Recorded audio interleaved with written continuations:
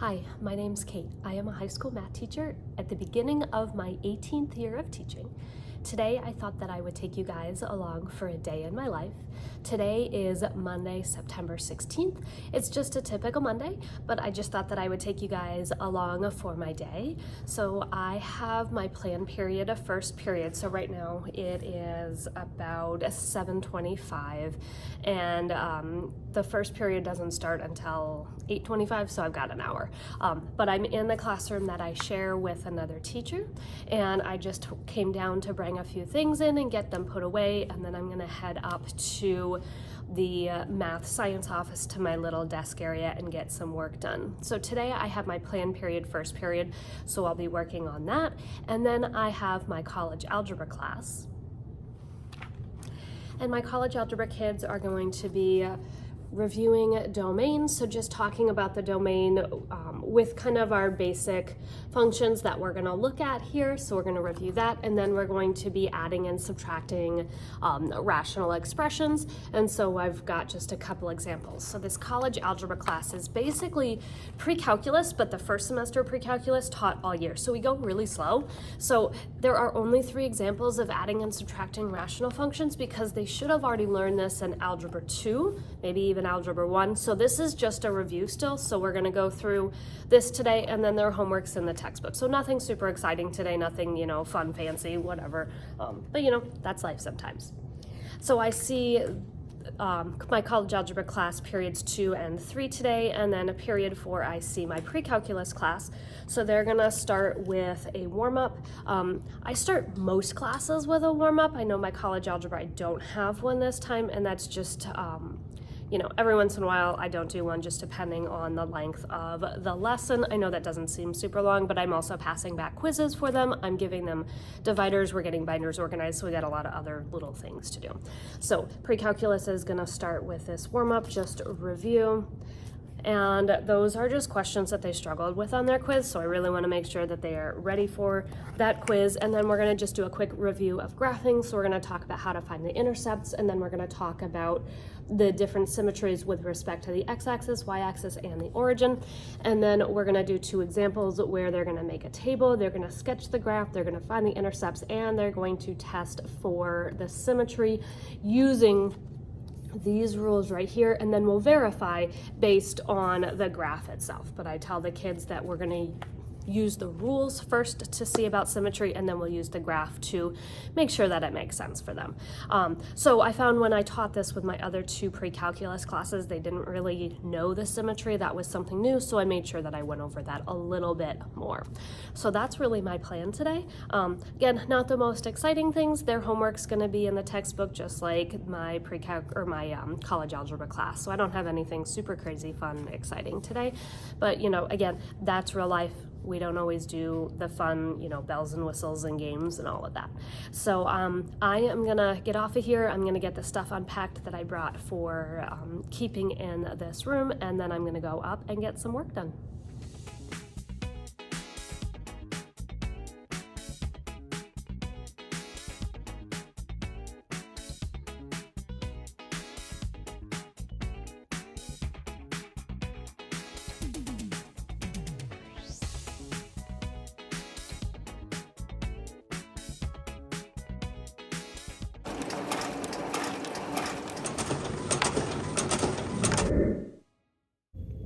Okay, so I'm gonna talk a little bit quiet because I'm in the back room that we have in our shared science classroom. Sorry, brain's not braining this morning. So I typically come down here with about 20 to 30 minutes left in class. I kind of find when I get to a good stopping point where I'm going to work on another project and I know it's going to either take more than the remainder of the class period, or I know I'm at the point where I don't need the copier anymore, I'll typically come down here and work, and we each have our own little kind of desk space. I've just got, right now, I'll show you guys, I'm just using this little table right here.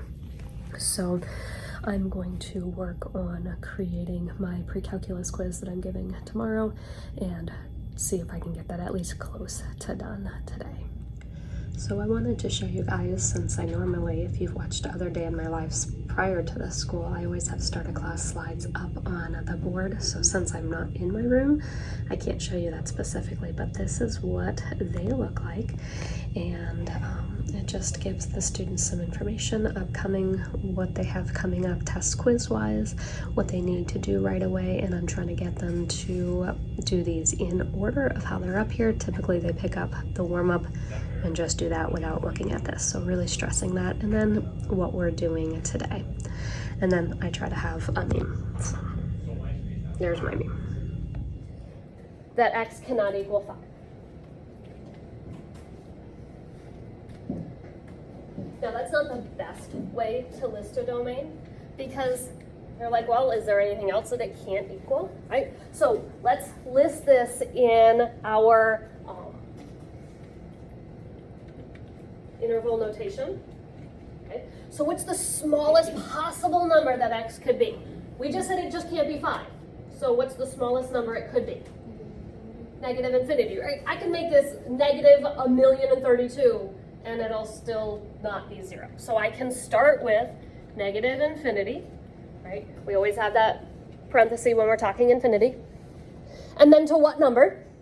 5, right? We have to stop at 5. So negative infinity to 5. Are we going to have a bracket or a parenthesis here? Parenthesis, good. Is that it? Or are there more numbers that it can be? Can it only go from negative infinity to positive 5?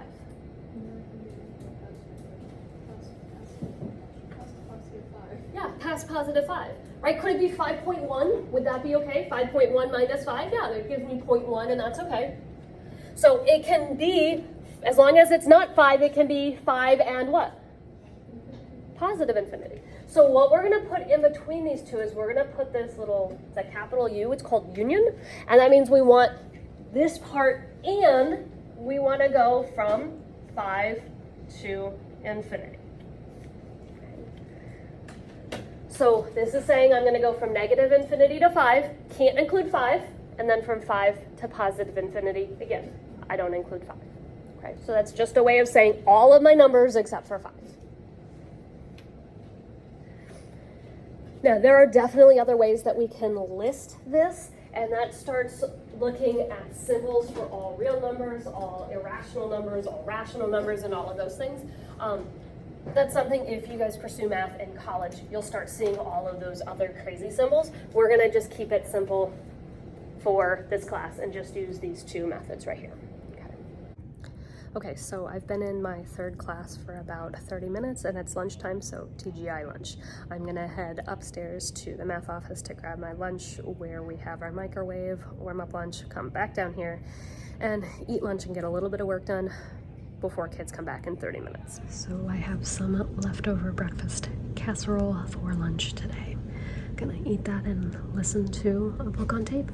So I just have to share, got my school pictures. I've worn the same outfit for the last several years, and I'm gonna try to continue that.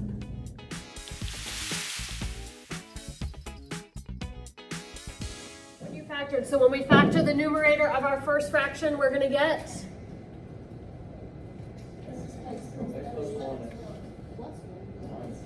-1, okay, x minus 1 times x plus 3, good, and the denominator? X plus 4 times x plus 4. Okay, so real quick before we finish, when we looked at just the factoring part of this and we got problems like that and we said, oh, it's okay to write our answer as x plus 4 squared, right? Is that going to be the best way to write it when we're trying to do this? No. In general, yes, this is okay to do. We want to keep them separate for when we're canceling. It'll just make less things confusing. All right, and this is where people have struggled a little bit. Can we use an x with this one? Like you guys factor with the x diamond problem, whatever you call it. Can we use that? No. What do we always have to find first? GCF, right? That greatest common factor. So when we factor, what do we get for this one? Good. 3 times x plus 4. Good. And then we're going to start canceling things if it's helpful, right? That whole thing is one factor, so maybe just seeing that in the parentheses will help make it make more sense. And then what things can we cancel?